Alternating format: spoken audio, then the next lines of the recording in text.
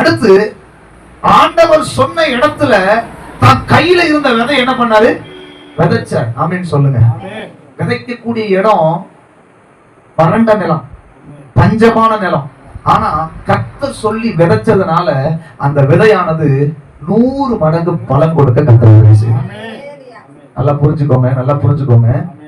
உங்களை கர்த்தர் விதைக்க சொல்றாரு அப்படின்னா, கர்த்தர் உங்களை ஒரு காரியத்தை செய்ய சொல்றாரு அப்படின்னா அதை தைரியமா செய்யணும். ஆமென் சொல்லுங்க. இந்த தைரியம் அப்படிங்கிற வார்த்தையை நான் உங்களுக்கு ரொம்ப முக்கியப்படுத்தி சொல்றேன். தைரியமா செய்யணும். யார் தெரியுமா விதைப்பா? தைரியமா இருக்கிறவங்க விதைப்பாங்க. யார் தெரியுமா விதைப்பா? கர்த்தரை நம்புறவங்க விதைப்பாங்க. ஆமென் சொல்லுங்க பார்க்கலாம். அல்லேலூயா, அல்லேலூயா.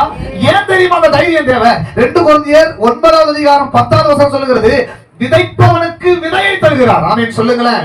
கர்த்தர் சொல்லி ஒரு காரியத்துல விதைக்கும் பொழுது, ஒரு காரியத்தை செய்யும் பொழுது ஆண்டவர் சொல்றாரு, நீ விதைச்சல அந்த விதையை நான் மறுபடியும் உன் கையில தருவேன் அப்படிங்கிறேன். எத்தனை பேர் ஆமென் சொல்றீங்க? நீ விதைச்ச விதையை உன் கையில என்ன பண்ணுவேன்? தருவேன். அடுத்து சொல்றாரு, புசிக்கிறவனுக்கு ஆகாரத்தையும் நான் தருவேன். அல்லேலூயா சொல்லுங்க. புசிக்கிறதுக்கு நான் என்ன பண்ணுவேன்? ஆகாரத்தையும் நான் தர்றேன். நாளைக்கு ஒரு 2 லட்சம் நான் போடுறேன். சும்மா பற்ற கூடாது. எனக்கு கர்த்தர் ஒரு வெளிச்சத்தை கொடுக்கணும். அதுதான் விஷயம். நீங்க ஒரு காரியத்தை செய்ய போறீங்க, ஒரு காரியத்தை தொடங்க போறீங்க, கர்த்தருடைய வெளிச்சம் இருக்குது. எஸ், எனக்கு இதுல கர்த்தருடைய வெளிச்சம் இருக்கு அப்படின்னா தைரியமா நான் என்ன பண்ண போறேன்? விதைக்க போறேன். ஆண்டவர் சொல்றாரு, நீ தைரியமா நான் சொன்னதுனால விதைச்சல்ல, அது 100 மடங்கு பலன் கொடுக்கும்படி நான் செய்வேன். ஆமென் சொல்லுங்க. ஒரு அல்லேலூயா சொல்லுங்க.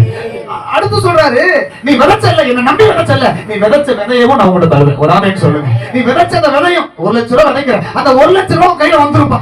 என்ன ஆண்டவர், எப்படி ஆண்டவர் வரும்? நீ என்ன நம்புறதுனால அது வந்துரும். ஆமென் சொல்லுங்க. நீ என்ன விசுவாசிச்சு செஞ்சதுனால அது உனக்கு கட்டாயமா நடக்கும். கட்டாயமா நடக்கும். அல்லேலூயா. கையில வச்சிருந்திருக்கிறவன், கையில வச்சிருக்கிறான்ல ஈசாக்கு, கையில வச்சிருந்தான்னா அது பலன் கொடுத்திருப்பான். சிலர் சொல்லுவாங்க, சேர்த்தாதானங்க பெருகும். ஆண்டவர் சொல்றாரு, சேர்த்தா பெருகாது, விதைச்சாதான் பெருகும். ஆமென் சொல்லுங்க. அல்லேலூயா. ஆமா, இப்போ நான் சேர்க்கிறேன்னு வச்சுங்களேன், அதுல ஒரு பெரிய பெருக்கத்தை நம்மளால. ஆனா என்கிட்ட ஒரு 10,000 ரூபாய் இருக்குது. இந்த 10,000 ரூபாய் சேர்த்து வச்சு நான் ஒரு காரியத்துல விதைக்கிறேன். ஆண்டவர் சொல்றாரு, இந்த 10,000 100 மடங்கு ஆக போகுது அப்படிங்கிறேன். அதுதான் விசுவாசம். அதுதான் என் நான் மறுபடியும் சொல்றேன், தேவன் எனக்கு ஒன்றை சொல்லி இருப்பார். ஆனால் ஈசாக்கு எங்க விதைச்சாரு? கர்த்தர் சொன்ன இடத்துல. இது ரொம்ப முக்கியம். கர்த்தர் சொன்ன இடம் வறண்ட இடமாக இருந்தாலும், வாய்ப்பு இல்லாத இடமாக இருந்தாலும், கர்த்தர் சொல்லிட்டாரு தைரியமா செய்யும் பொழுது, இத்தனை பேர் ஆமென் சொல்றீங்க, 100 மடங்கு பலனை பெறுவீர்கள்.